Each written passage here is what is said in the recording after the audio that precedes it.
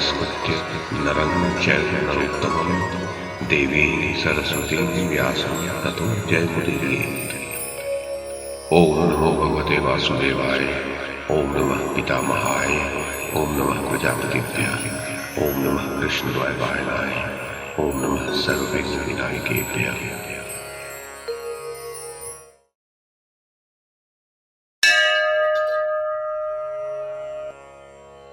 वैशंपायन जी कहते हैं, जनमेजय मार्कंडे जी ने कहा, युधिष्ठिर, श्री रामचंद्र जी लक्ष्मण के साथ माल्यवान पर्वत पर रहते थे। सुग्रीव ने उनकी रक्षा का पूरा प्रबंध कर दिया था।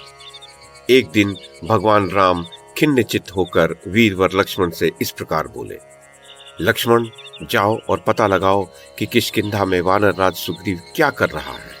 जान पड़ता है स्वार्थ साधन की कला में पंडित कृतज्ञ सुग्रीव विषय भोगों में आसक्त हो अपने कर्तव्य को भूल गया है। उस वानर कुल कलंक मूर्ख को मैंने ही राज्य पर अभिषिक्त किया है। इसके कारण संपूर्ण वानर, लंगूर तथा रीछ उसकी सेवा करने लगे हैं। रघुकुल तिलक महाबाहु लक्ष्मण, इसी सुग्रीव के लिए उन दिनों मैंने तुम्हारे साथ किष्किंधा के उद्यान में जाकर वाली का वध किया था। सुमित्रानंदन, मैं तो उस नीच वानर को इस भूतल पर कृतज्ञ मानता हूँ, क्योंकि वह मूर्ख इस अवस्था में पहुंचकर मुझे भूल गया है। मैं तो समझता हूँ वह अपनी की हुई प्रतिज्ञा का पालन करना नहीं जानता और अपनी मंद बुद्धि के कारण मुझ उपकारी की भी वह निश्चय ही अवहेलना कर रहा है। यदि वह विषय सुख में ही आसक्त हो, सीता की खोज के लिए कुछ उद्योग न कर रहा हो, तो उसे भी तुम वाली के मार्ग से उसी लोक में पहुंचा देना जहां एक न एक दिन सभी प्राणियों को जाना पड़ता है।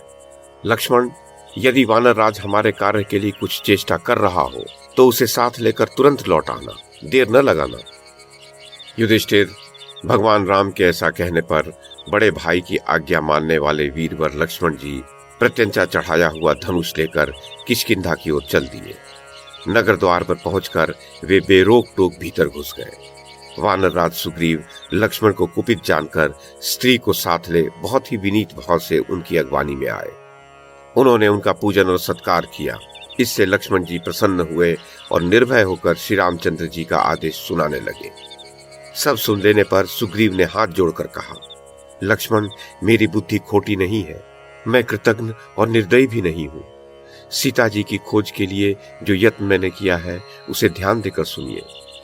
सब दिशाओं में सुशिक्षित वानर पठाए गए हैं। उनके लौटने का समय भी नियत कर दिया गया है। कोई भी 1 महीने से अधिक समय नहीं लगा सकता। उन्हें आज्ञा दी गई है कि वे इस पृथ्वी पर घूम घूम कर प्रत्येक पहाड़, वन, समुद्र, गांव, नगर और घर में सीता जी की खोज करें। अब 5 रात में ही उनके लौटने का समय पूरा हो जाएगा। उसके पश्चात आप श्री रामचंद्र जी के साथ बहुत ही प्रिय समाचार सुनेंगे। युधिष्ठिर, सुग्रीव की बात सुनकर लक्ष्मण जी बहुत प्रसन्न हुए। उन्होंने अपना क्रोध त्याग दिया और इस प्रबंध के लिए सुग्रीव की बड़ी प्रशंसा की। फिर उन्हें साथ लेकर वे श्री रामचंद्र जी के पास गए और सुग्रीव ने जो कुछ प्रबंध किया था उसे उनसे निवेदन किया। समय पूरा होते होते 3 दिशाओं में खोज करके सहस्रों वानर आ पहुंचे। केवल दक्षिण दिशा में गए हुए वानर अभी तक नहीं लौटे थे। आए हुए वानरों ने बताया कि बहुत ढूंढने पर भी हमें रावण और सीता जी का पता नहीं लगा। फिर 2 मास व्यतीत होने पर कुछ वानर बड़ी शीघ्रता से सुग्रीव के पास आए और कहने लगे, वानर राज वाली तथा आपने जिस महान मधुवन की अब तक रक्षा की है वह आज उजाड़ हो रहा है। आपने जिन जिन को दक्षिण भेजा था वे पवन नंदन हनुमान, वाली कुमार अंगद तथा और भी बहुत से वानर मधुवन का स्वेच्छानुसार उपभोग कर रहे हैं। युधिष्ठिर, उनकी धृष्टता का समाचार सुनकर सुग्रीव समझ गए कि उन्होंने अपना काम पूरा कर लिया है, क्योंकि ऐसी चेष्टा वे ही भृत्य कर सकते हैं जो स्वामी का कार्य सिद्ध करके आए हो।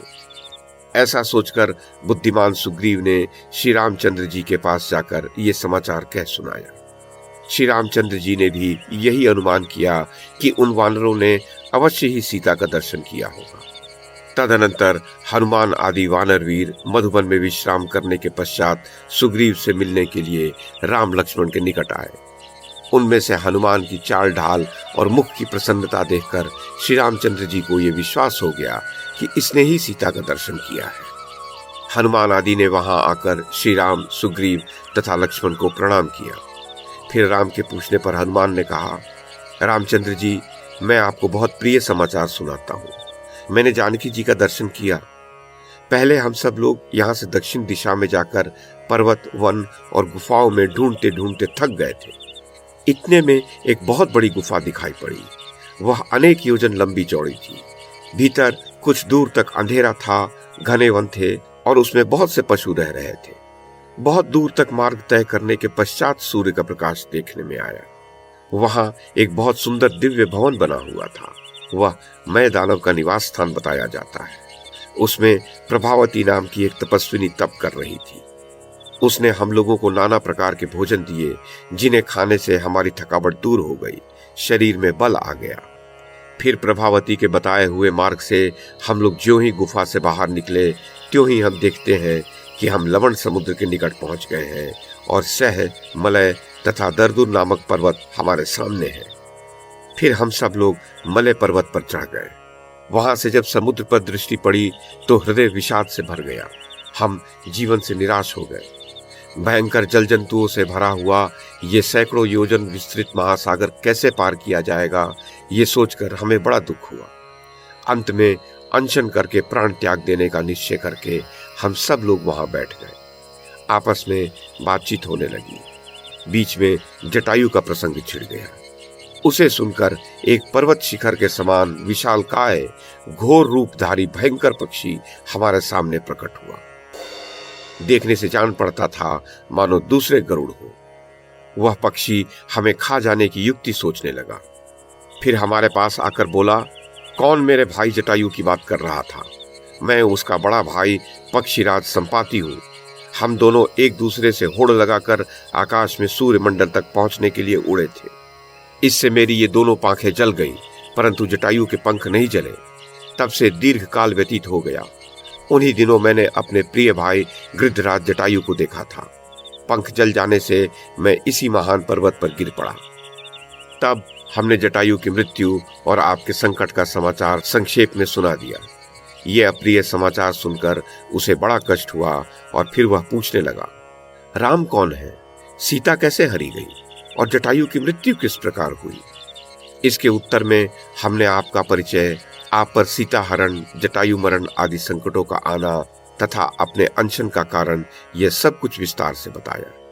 ये सुनकर उसने हम लोगों को उपवास करने से रोककर कहा, रावण को मैं जानता हूं। उसकी महापुरी लंका भी मेरी देखी हुई है। वह समुद्र के उस पार त्रिकूट गिरी की कंदरा में बसी है। विदेह कुमारी सीता वहीं होंगी, इसमें तनिक भी विचार करने की आवश्यकता नहीं है। प्रभु, उसकी बात सुनकर हम लोग तुरंत उठे और समुद्र पार करने के विषय में विचार करने लगे। जब कोई भी उसे लांघने का साहस न कर सका, तब मैं अपने पिता वायु के स्वरूप में प्रवेश करके 100 योजन विस्तृत समुद्र लांघ गया। समुद्र के जल में एक राक्षसी थी। जाते समय उसे भी मैंने मार डाला। लंका में पहुंचकर रावण के अंतःपुर में मैंने पतिव्रता सीता जी का दर्शन किया। वे आपके दर्शन की लालसा से निरंतर तप और उपवास करती रहती है। उनके पास एकांत में जाकर मैंने कहा, देवी, मैं श्री रामचंद्र जी का दूत एक वानर हूँ। आपके दर्शन के लिए आकाश मार्ग से यहाँ आया हूँ। दोनों राजकुमार श्री राम और लक्ष्मण कुशल से हैं। वानर राज सुग्रीव इस समय उनके रक्षक हैं। उन सब ने आपका कुशल समाचार पूछा है। अब थोड़े ही दिनों में वानरों की सेना साथ लेकर आपके स्वामी यहाँ पधारने वाले हैं। आप मेरी बातों पर विश्वास करें, मैं राक्षस नहीं हूँ। भगवान सीता जी थोड़ी देर विचार करके बोली, अविंद के कथनानुसार मैं समझती हूँ तुम हनुमान हो। उसने तुम्हारे जैसे मंत्रियों से युक्त सुग्रीव का भी परिचय दिया है। महाबाहो, अब तुम भगवान राम के पास जाओ। ऐसा कहकर उन्होंने अपनी पहचान के लिए ये एक मणि थी, जिसको धारण करके वे अब तक प्राणों की रक्षा करती आई हैं। जानकी जी ने विश्वास दिलाने के लिए ये एक कथा भी सुनाई थी। पुरुष सिंह, उस कथा का मुख्य विषय ये है कि आपने महापर्वत त्रिकूट पर रहते समय किसी कौवे के ऊपर एक सीक का बाण चलाया था और उस दुष्टात्मा कौवे को एक आंख से वंचित कर दिया था। ये प्रसंग उन्होंने केवल अपनी पहचान कराने के उद्देश्य से प्रस्तुत किया था। तदनंतर मैंने जानबूझकर अपने आप को राक्षसों द्वारा पकड़वा लिया और लंकापुरी को जलाकर समुद्र के इस पार आ पहुंचा। युधिष्ठिर ये प्रिय समाचार सुनकर श्री रामचंद्र जी ने हनुमान की बड़ी प्रशंसा की।